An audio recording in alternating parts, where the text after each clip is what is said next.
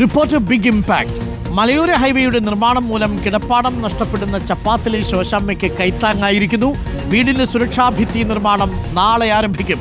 കരാർ company project manager സംഭവ സ്ഥലത്തെത്തിയിട്ടുണ്ട്. വിവരങ്ങളുമായി രാഹുൽ സുരേഷ് വരുന്നു. രാഹുൽ സുരേഷ്, ഒടുവിൽ ശോശാമ്മ അമ്മച്ചിയുടെ വാക്കുകൾ അധികാരികൾ കേട്ടു അല്ലേ? തീർച്ചയായിട്ടും അരുൺകുമാർ, അതായത് നമ്മൾ വാർത്ത റിപ്പോർട്ട് ചെയ്ത് 1 മണിക്കൂർ ആകുന്നതേ ഉള്ളൂ. അതിന് തൊട്ട് പിന്നാലെ അതിലൊരു നടപടി ഉണ്ടായിരിക്കുകയാണ്. കമ്പനി സൈറ്റ് മാനേജർ ഇപ്പോൾ സംഭവ സ്ഥലം സന്ദർശിച്ചു. അതിനുശേഷം നമ്മളോട് പറഞ്ഞിരിക്കുകയാണ് നാളെ തന്നെ ഈ വീടിന് സംരക്ഷണ ഭിത്തി നിർമ്മിക്കുന്ന പ്രവൃത്തികൾ ആരംഭിക്കുമെന്നാണ് നമ്മളെ അറിയിച്ചിട്ടുള്ളത്. ആ പ്രതികരണം നമുക്ക് ഉടൻ തന്നെ പ്രേക്ഷകരിലേക്ക് എത്തിക്കാൻ കഴിയുമെന്ന് പ്രതീക്ഷിക്കുന്നു. ഈ സന്തോഷം പങ്കുവയ്ക്കാൻ ഇപ്പോൾ ശോശാമ്മ ചേട്ടത്തി നമ്മുടെ കൂടെ ചേരുന്നുണ്ട്. സന്തോഷായോ?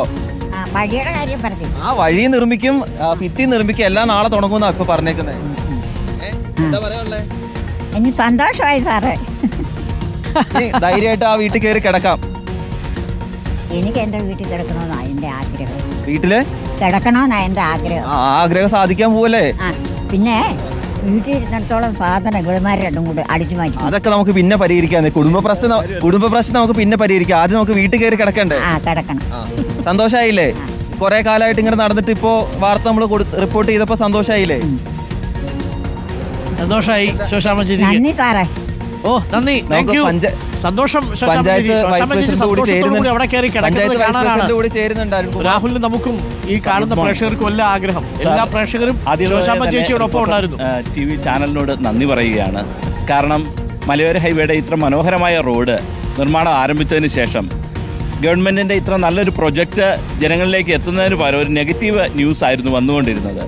കോൺട്രാക്ടറുടെ ഭാഗത്തു നിന്നുള്ള അലംഭാവം റിപ്പോർട്ടറിന്റെ ഇടപെടൽ മൂലം മാറുകയും ശോശാമ്മ ചേച്ചിക്ക് സ്വന്തം വീട്ടിലേക്ക് നടന്നു പോകാനുള്ള വഴി ഉണ്ടാകുകയും ചെയ്യുന്നു എന്നുള്ളത് റിപ്പോർട്ടറിനോടൊപ്പം ഞാനും സന്തോഷിക്കുകയാണ്. തീർച്ചയായും നിങ്ങളുടെ ഇടപെടലിന് വളരെ ഹൃദയത്തിന്റെ ഭാഷയിൽ നന്ദി പറയുകയാണ്.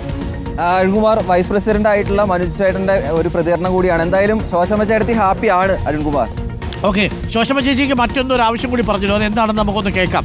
എന്താ 2 അലമാരയുടെ കാര്യം പറഞ്ഞു? എന്താ ഈ 85 അലമാരയോട് ഇഷ്ടം?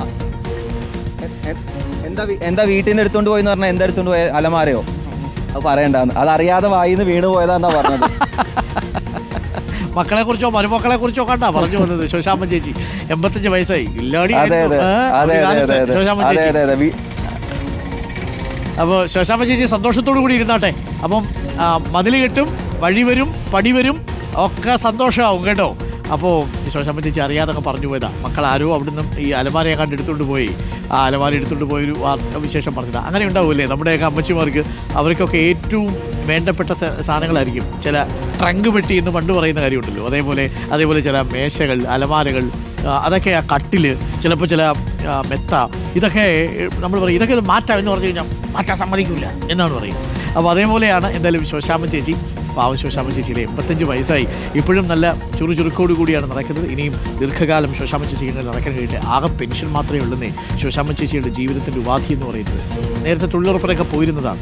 എന്തായാലും വളരെ പെട്ടെന്ന് ഈ വാർത്ത കണ്ടിടപെട്ട സൂപ്പർവൈസർക്ക് നന്ദി, റിപ്പോർട്ട് കൊടുത്ത വില്ലേജ് ഓഫീസർക്ക് നന്ദി. 1 മണിക്കൂറിനുള്ളിൽ ഇമ്പാക്റ്റ് ഉണ്ടായിരിക്കുന്നു എന്നുള്ളതാണ് ഏറെ സന്തോഷകരമായ കാര്യം. ഇങ്ങനെ വേഗത്തിൽ കാര്യങ്ങൾ നടക്കണം. അങ്ങനെ സാധാരണക്കാരുടെ പ്രശ്നങ്ങൾ പരിഹരിക്കപ്പെടട്ടെ.